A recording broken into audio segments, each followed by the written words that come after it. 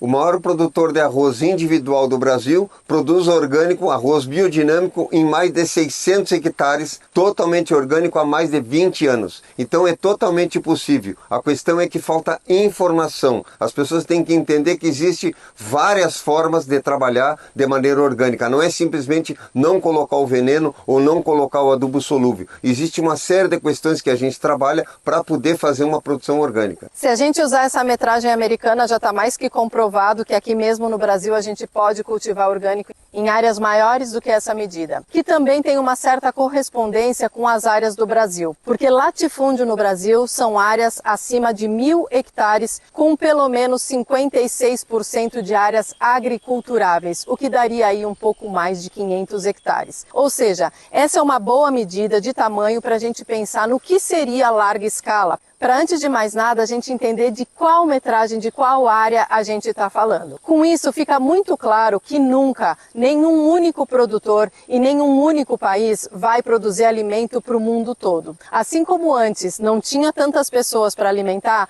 também não tinha tantos agricultores para cultivar. Se hoje a gente tem uma população maior, a gente também tem mais pessoas que podem cultivar o seu alimento. E o que as pessoas não sabem é qual é a produtividade de um hectare. Só para dar um exemplo de área, pensando em grãos, que é o que ocupa mais terra, a gente com 200 ou 300 metros quadrados consegue produzir arroz para uma família para o ano inteiro. Consegue produzir trigo para uma família para o ano inteiro, milho para uma família para o ano inteiro. Então a gente precisa entender o quanto de área precisa para alimentar uma família. Se a gente for ver, por exemplo, nos Estados Unidos, em 28, quando teve uma grande crise econômica por causa da guerra, o que eles fizeram? Fizeram a população produzir o seu próprio alimento nos seus quintais, que se chamou Hortas da Vitória, onde todas as famílias tinham que lavrar os seus jardins, quebrar as calçadas e plantar o seu próprio alimento. Então foi feita uma descentralização desse sistema de produção de alimento. E o que se pensa? Pensa que um país tem que produzir o alimento para o outro, ou que não tem como produzir alimento para a população mundial, porque não tem como atender. Não, a questão é que tem que descentralizar isso e não achar que uma grande lavoura aqui vai alimentar tudo. Essas grandes lavouras estão fazendo commodities. É isso que a gente tem que entender.